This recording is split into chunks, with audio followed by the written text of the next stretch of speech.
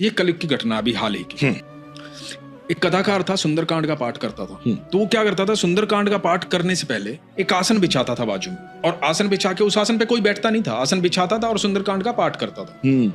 तो एक जगह कथा करने गया था, वहां उसने आसन बिछाया, सुंदरकांड का पाठ करना शुरू किया। तो अब कई लोग होते हैं ना जो संदेह भरी नजरों से देखते हैं, जो खामियां ही निकालना जानते हैं संतों के अंदर, कथावाचकों के अंदर। ऐसा ही एक आदमी बैठा था, उसने देखा यार ये जब भी आता है सुंदरकांड पढ़ने पहले तो ये पाखंड करता है, एक आसन बाजू में बिछाता है, खाली पड़ा रहता है और यहाँ बैठा रहता है, सुंदरकांड करता है। तो ये किस चीज का पाखंड करता है? तो उस आदमी से रहा नहीं गया, उसने कहा कि मान्यवर ये बताएं कि ये आसन किस लिए बिछाते हो, आप तो बैठते नहीं उस पे।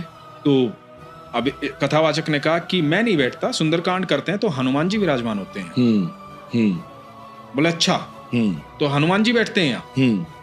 बोले हाँ हनुमान जी बैठते हैं। तो बोले कि ये हम कैसे मान लें हनुमान जी बैठते हैं? बोले आज तो कथा समाप्त हो गई है, तो कल जब आसन बिछाऊंगा तो हनुमान जी विराजमान होंगे। तो बोले कि ये हम कैसे मान लें, कल आप साबित करके बताओगे? बोला हनुमान जी आते हैं, रोज आते हैं। तो बोले कि अच्छा तो कल देखते हैं, कल आप आसन बिछाइएगा, कल देखते हैं हनुमान जी आएंगे कि नहीं आएंगे। तो इस व्यक्ति ने, क्योंकि इस व्यक्ति का, कथावाचक का भगवान पर संपूर्ण भरोसा है, मैं ये कहता हूं जितने लोग कथा कहते हैं, ये कथा कहने की प्रेरणा कहां से आती है? ये ईश्वर की मर्जी से ही आती है। बिल्कुल। ईश्वर ने ही आपको ऐसी शब्दावली दी है, ऐसा शब्दकोश दिया, ऐसी वाणी दी है कि आप भगवान का बखान कर पाए। नहीं तो भगवान का बखान करना हर एक के बस की बात नहीं है। बिल्कुल। अब इन्होंने जाकर के भगवान से, हनुमान जी से प्रार्थना की, हनुमान जी इज्जत बेइज्जती की बात है, अब कल जब मैं आपको निमंत्रित करूं तो कल आपको आना पड़ेगा। मुझे पता है आप रोज आते हैं, लेकिन अब मैं कैसे उसको समझाऊं, मैं कैसे दिखाऊं कि आप आते हो?